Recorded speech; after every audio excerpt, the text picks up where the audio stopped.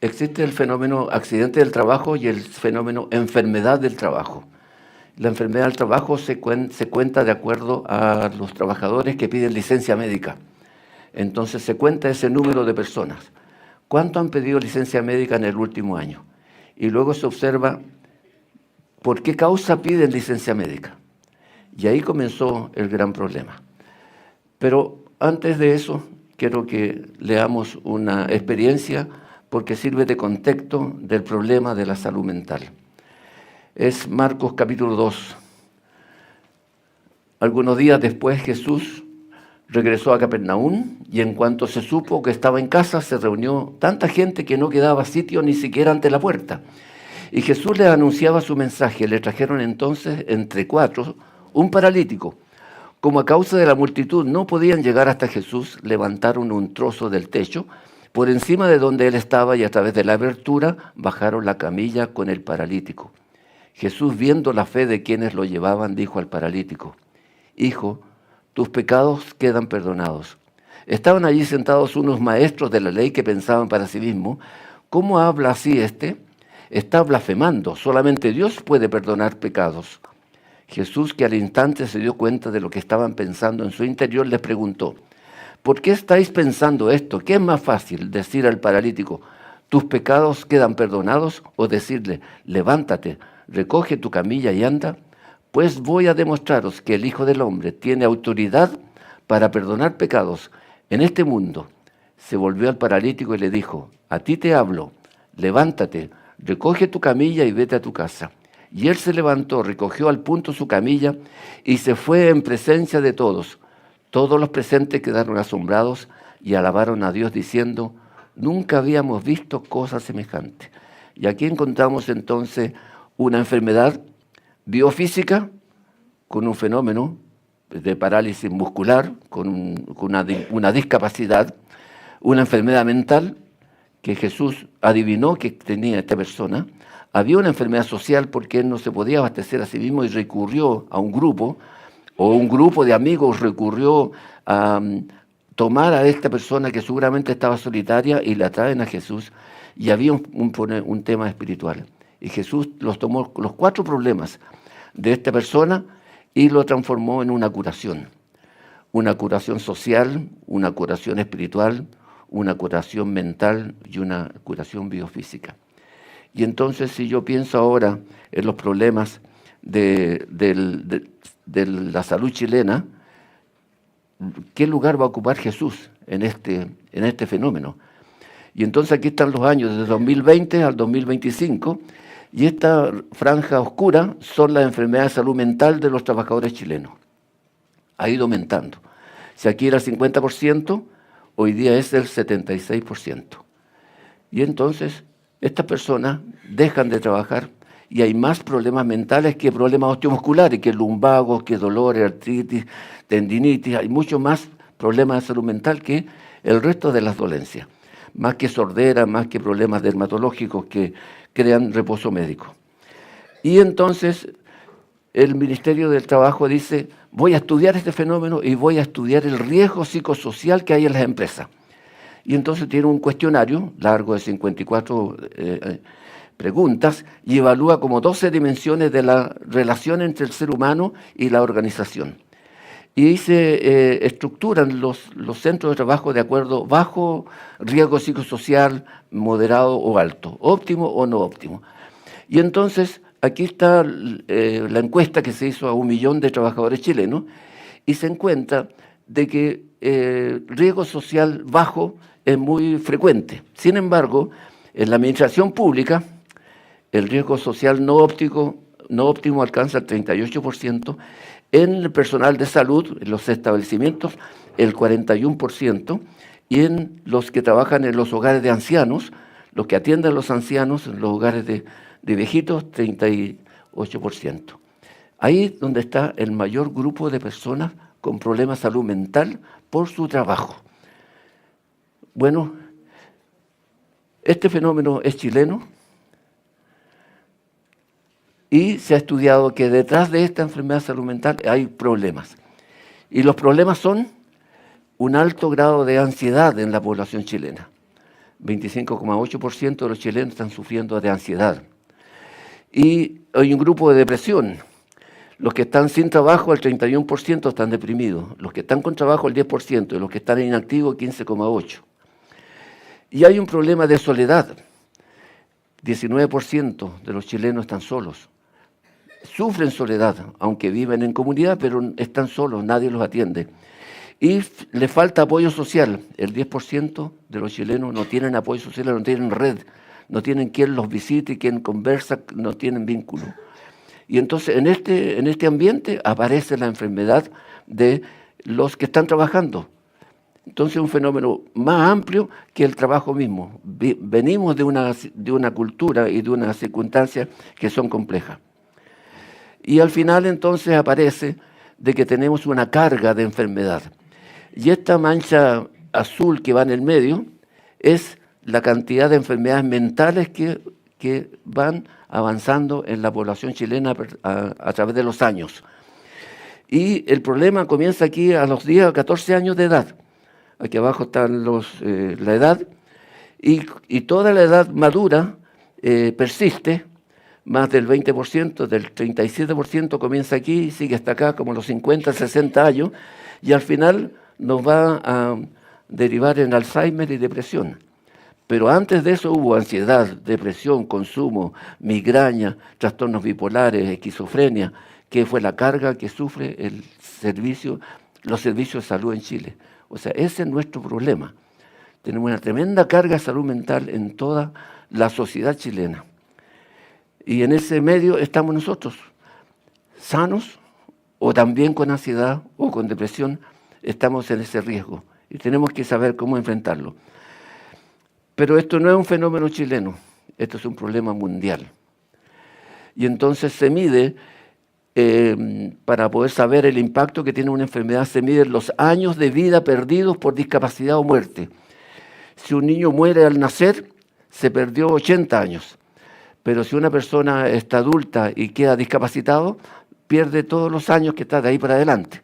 Entonces, por eso aparece aquí que las enfermedades neonatales se pierden muchos años de vida. Se pierden. Y la enfermedad cardíaca es la que hace perder más años de vida en la población del mundo. Y en tercer lugar están las enfermedades de salud mental. La ansiedad y la depresión pierden 111 millones de años de vida perdido por año por estas enfermedades, por estas dolencias. Entonces esto es un fenómeno mundial. Y entonces tenemos que ver cómo lo vamos a enfrentar. Y si lo vemos a través de la edad, a través de los años, de la edad, esto es ansiedad y eso es depresión, y entonces lo juntamos y se ve que es una curva que comienza aquí a los 15, 19 años y sigue avanzando hasta los 60, 65 años y al final va quedando mucho menos. Pero es un triángulo que tiene una base muy grande, está afectando mucho a los jóvenes. Entonces ahora tenemos que hacernos la pregunta, ¿qué pasará entonces entre la gente joven en Chile versus los viejitos que están en el mismo trabajo? Y entonces ahí aparece de que si comparamos cómo funcionan la generación Z bajo 45 años versus los baby boomers que sobre 45 años que están en el trabajo, son distintos. La gente joven está llegando al trabajo en forma diferente a la gente madura. Y esto es lo más elocuente que está ocurriendo. Los síntomas de ansiedad y depresivo en los jóvenes es muy alto, por incertidumbre profesional, desequilibrio de la vida laboral y personal, y la soledad. En los baby boomers, los mayores es bajo o moderado. Síntomas de agotamiento y burnout, críticamente altos, cohortes con altos niveles de fatiga y agotamiento emocional. Síntomas corporales de estrés, moderado. En los más viejitos tienen mayor síntomas de estrés. Y satisfacción ocupacional, es muy fluctuante, es muy variable. De repente están contentos, de repente no soportan la frustración y se encantan y cambian de trabajo. Mientras que los mayores tienen una condición mucho más estable. Entonces, si yo contrato jóvenes, tengo que saber que vienen distintos a los que son viejitos, porque se comportan distintos respecto a las exigencias del trabajo. Y entonces ahora tomemos ahora los mismos jóvenes y lo traemos a la iglesia. ¿Qué pasará con ellos? Y aquí está la generación Z y millennial secular versus los evangélicos. ¿Y qué pasa? Que los síntomas de ansiedad son altos, mientras que los evangélicos son moderados. Hay una reducción de la ansiedad clínica gracias a la oración, la fe y la creencia en un control soberano externo.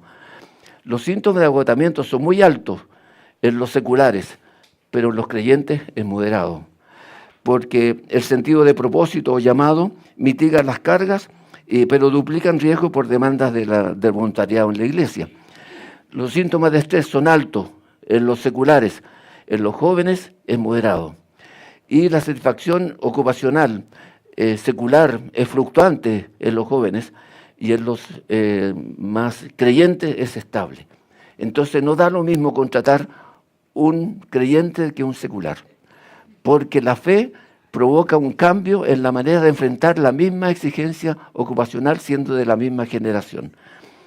Luego, si esto lo llevamos ahora a las enfermedades mentales en cuanto al peso, ¿qué significa la ansiedad? En el mundo secular, 40% de la población de esta menor de 45 años, mientras que los evangélicos de la misma edad, el 15%. Entonces, el riesgo es 2 a 3 veces mayor en el mundo secular que en el mundo creyente. Y el episodio depresivo, 20% de la población secular, 7 a 10% en la población religiosa, y la ideación suicidia seria en la población secular es de 12 a 3% y en los creyentes menos del 4%, y la mortalidad por suicidio va en aumento, 50%, mientras que la mortalidad por suicidio va en reducción.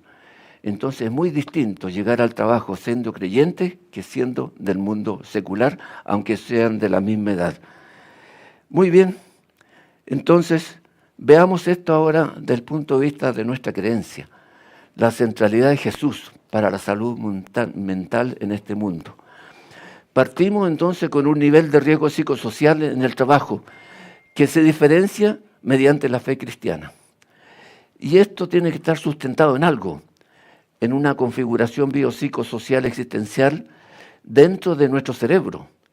Pues entonces se han estado mapeando a nivel cerebral cómo ocurre la experiencia religiosa dentro del cerebro.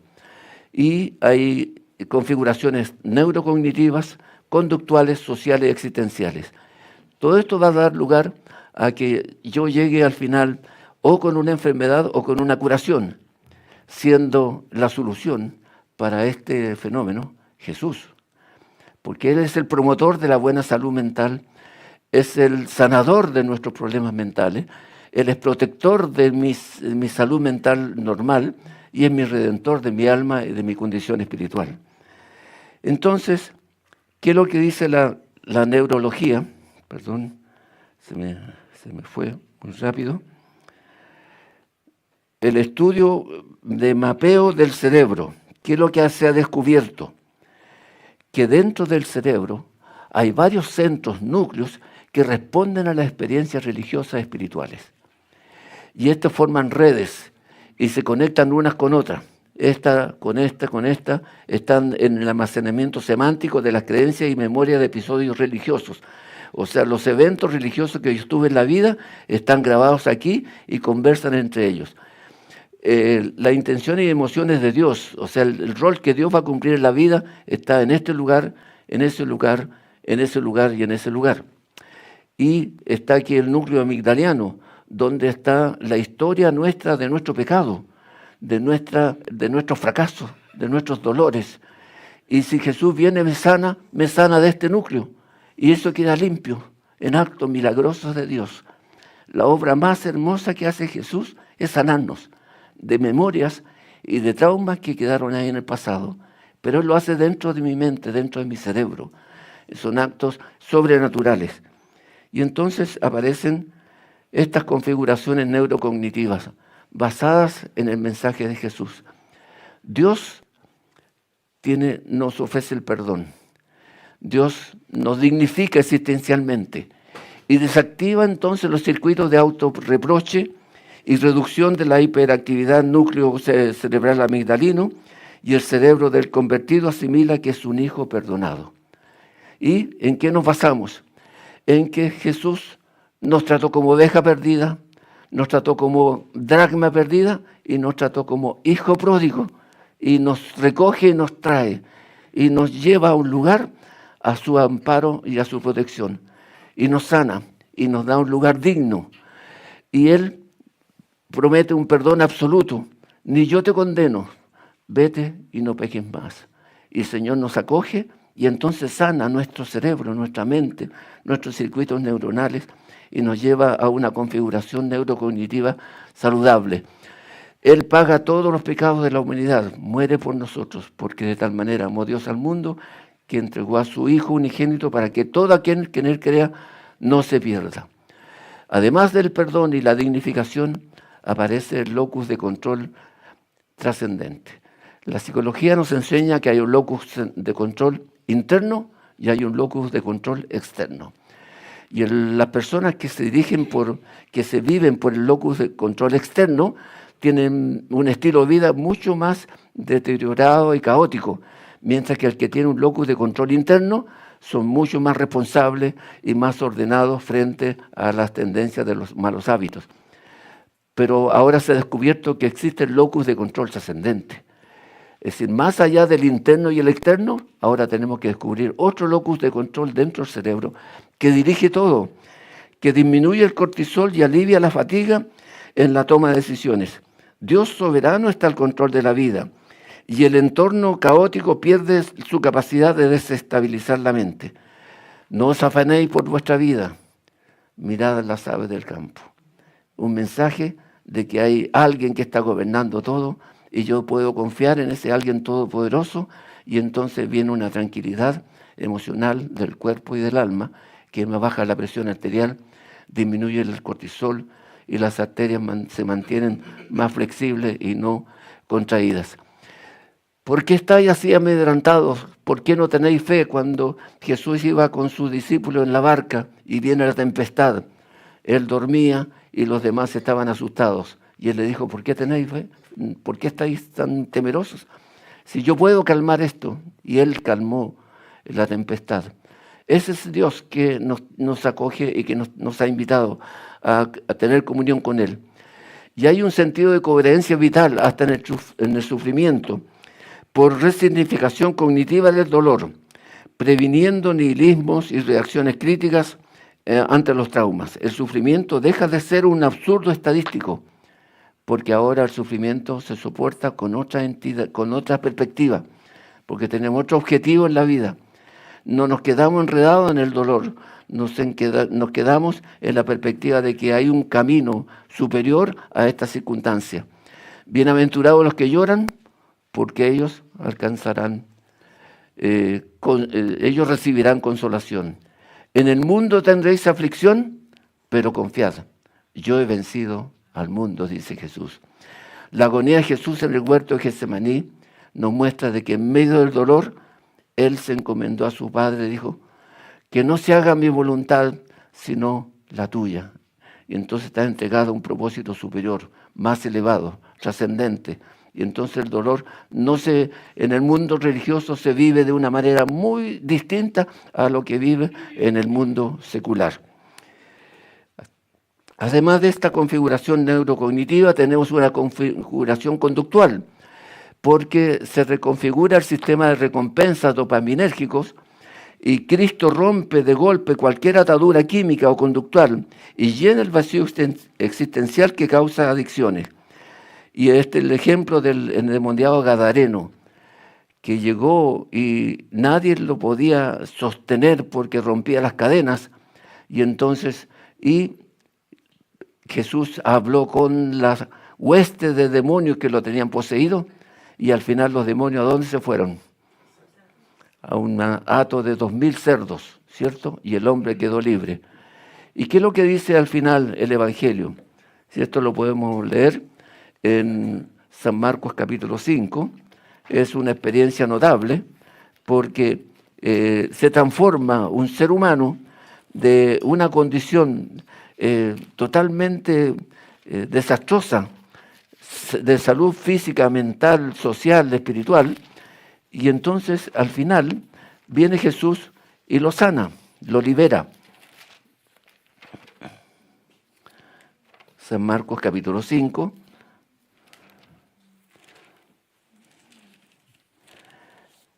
Entonces aquí tenemos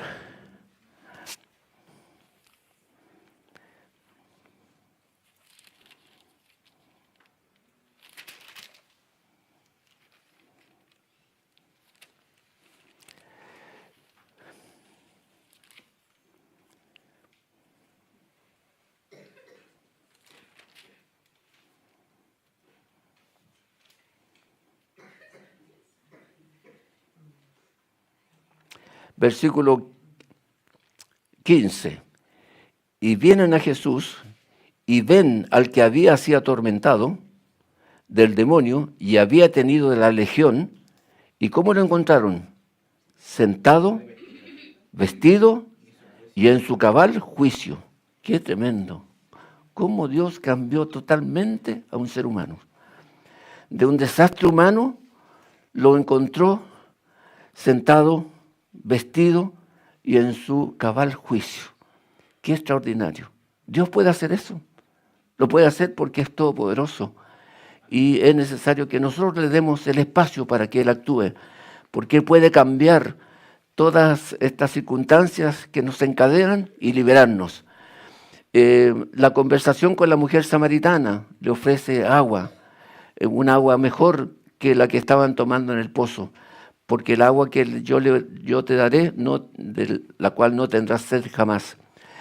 Jesús, a través de su trabajo, su experiencia terrenal, nos muestra que es posible vencer las tentaciones. Él fue tentado físicamente, fue tentado en la temeridad y en el poder terrenal, y Él pudo resistir la tentación. Y ese ejemplo es para nosotros también, que podemos resistir el placer, el poder y la temeridad. Y si alguno quiere venir en pos de mí, Jesús dice, niéguese a sí mismo y tome su cruz y sígame. Lo que está diciendo que es posible seguir a Jesús. Él nos va a dar fuerza para seguirlo. Y podemos tomar la cruz y va a ser liviana porque Él nos va a ayudar a llevarla. Entonces hay una reducción de las conductas de riesgo. Y hay efectos sobre el autocuidado, la adopción de hábitos saludables y respeto y cuidado del cuerpo y la mente por pertenecer al Señor. Somos focos del amor divino. No se venden 5 pajarillos por 2 cuartos. Con todo, ni uno de ellos está olvidado delante de Dios. Más valéis vosotros que muchos pajarillos. Dios nos ama más que incluso los pajarillos. Si Jesús cuida a los pajarillos, ¿cómo no nos cuida a nosotros? Entonces, eso nos lleva a sentirnos que si Él me está regalando algo, yo debo responder recíprocamente, cuidando ese algo que Él está cuidando. Si Él me regala un cuerpo, entonces yo cuido ese cuerpo que Él me ha regalado para poder alabarle a Él. Jesús y sus discípulos se apartaron deliberadamente para descansar. Él cuidaba su cuerpo y nos daba ejemplo para que nosotros también hagamos una nueva configuración conductual. Y además existe una configuración social. Hay un capital social condensado en la familia de la fe, que el mundo secular no lo tiene. Hay una reducción drástica del aislamiento y la soledad patológica. Las comunidades de fe crean hermandad en red horizontal, participativa, solidaria. Nadie pasa necesidad solo. Es el concepto de ser comunidades religiosas. Y el Señor nos dio un mandamiento nuevo, que os améis unos a otros, como yo os he amado. Esta es la comunidad de la familia, y en esta comunidad familiar se crea un capital social. Ese capital social es pobre en nuestra sociedad, es pobre en Chile, porque está contaminado con la desconfianza. Y el capital social del creyente es muy superior a lo que nos ofrece la cultura común. Y este capital social hay que valorizarlo, que nace ahora desde el amor entre los hermanos y el amor a Dios. Y se redefine la familia, porque todo aquel que hace la voluntad de mi Padre que está en los cielos, ese es mi hermano, es mi hermana y es mi madre. Entonces nos consideramos ahora parte de la familia y tenemos una consideración especial porque Él ya nos reconoció. Él nos reconoció como hermanos, incluso como madres. Él nos reconoce, Jesús nos reconoció en esa condición. Y en la última cena estuvieron todos sus discípulos, incluso los que lo iban a traicionar y los que lo iban a negar. Estaban ahí los 12. A la mesa del Señor están todos invitados. Y eso es algo muy amoroso de parte de Dios. Hay un envejecimiento acompañado, retención del sentido de utilidad cognitiva y social hasta el final de la vida, integrados al núcleo comunitario. Y este es el ejemplo. Ustedes me invitaron, yo tengo 81 años, yo podría estar ya sentado desprovisto de ninguna cosa, pero ustedes me dignifican a mí al invitarme. Y eso lo hace la iglesia, eso se hace en comunidad, nos valoramos entre todos. Jesús rompió las lógicas de la productividad utilitaria. El que es mayor entre vosotros sea como el más joven, y el que dirige como el que sirve. Y en la misma cruz Jesús mostró un espíritu solidario extraordinario con su madre, que ya tenía muchos años, y se la presenta a Juan: he aquí tu madre. Él cuidando entonces de las personas de edad. Hay rituales con efectos neurocognitivos. Estos cultos que nosotros hacemos, que cantamos juntos, que oramos juntos, crean un efecto neurocognitivo extraordinario y normalizan las hormonas y los sistemas inmunitarios para defendernos frente a infecciones. Hay una estimulación de la oxitocina mediante el canto y la sincronía colectiva. Se reducen físicamente los marcadores inflamatorios en el organismo.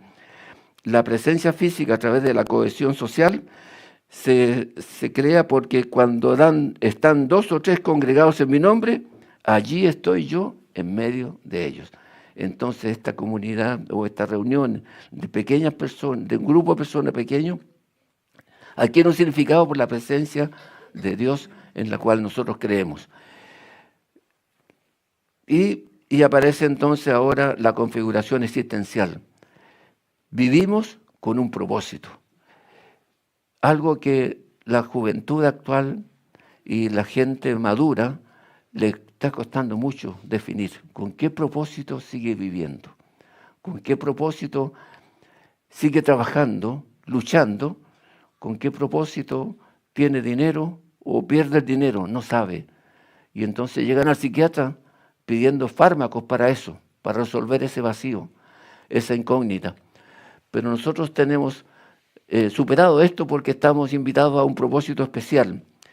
Una inyección de metanarrativa trascendente que inmuniza contra el aburrimiento y la vacuidad.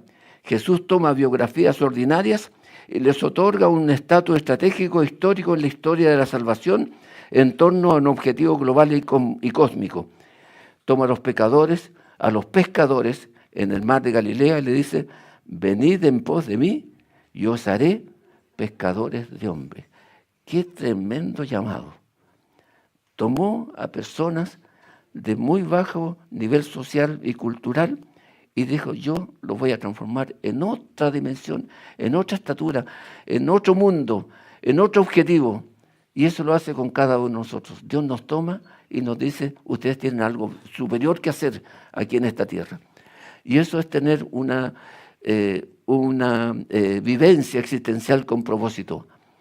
El mandato corporativo es: más buscad primeramente el reino de Dios y su justicia, y todas estas cosas os serán añadidas. Y hay una trascendencia generacional. Los jóvenes hoy día están preocupados de dejar un legado, y los legados que ellos quieren dejar tienen que ver con el medio ambiente, con la sostenibilidad, con legado artístico o social, y eso es lo que está dirigiendo la mente de ellos. Pero nosotros, ¿qué legado queremos dejar? Queremos dejar un legado de un testimonio de vida, de lo que Dios ha hecho con nosotros. Un legado testimonial simbólico, inmune a la finitud biológica, porque no vive para acumular bienes materiales que perecen, sino para transmitir una herencia de fe a sus hijos y discípulos, proyectando una relación que se extenderá por la eternidad. Aquí están las parábolas de los talentos, que una semilla de mostaza se siembra y da lugar a un tremendo árbol que va a darle sombra a las próximas generaciones. Está la resurrección de Lázaro. ¿Por qué Jesús resucita a Lázaro? Como testimonio del poder de Dios frente a una circunstancia tan dolorosa. Y está la misma resurrección de Jesús, que resucita con un objetivo superior. Hay un propósito detrás de estas tremendas experiencias. Por lo tanto, aquí me pilló. Voy a la última hora. A la última. ¿Dónde está? Ahí.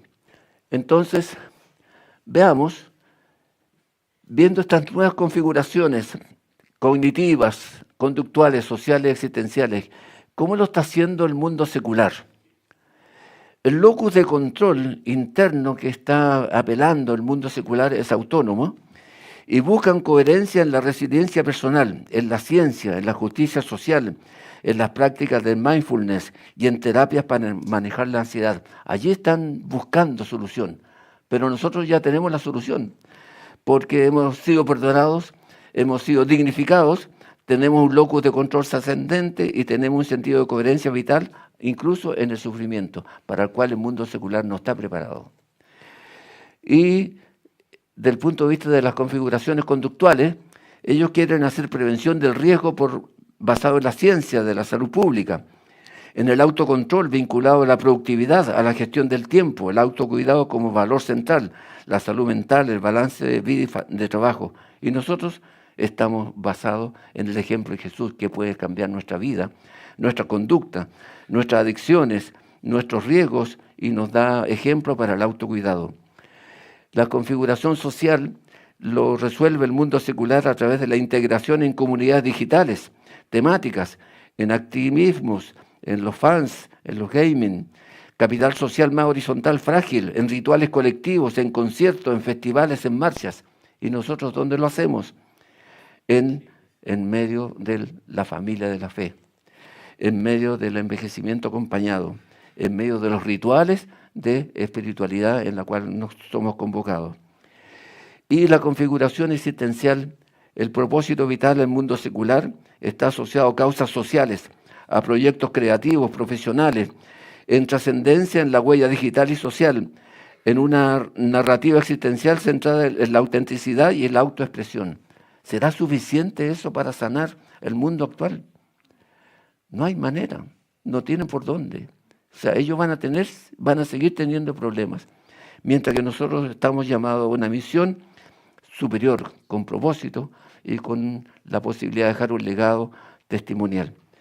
Que Dios nos ayude, porque gracias a que Jesús es el centro de todo lo que está pasando en nuestra experiencia, Él promueve una buena salud, Él sana nuestro cuerpo, nos protege y nos redime y nos permite vivir en esta tierra con una salud mental superior a lo que tiene el mundo secular. Y el ejemplo lo tenemos ahí en Capernaum, cuando Jesús tomó al paralítico y lo primero que hizo con el paralítico fue fijarse en los cuatro. Jesús, viendo la fe de los cuatro, así dice el Evangelio, Jesús no vio la fe del paralítico, Jesús vio la fe de los cuatro amigos que bajaron la camilla.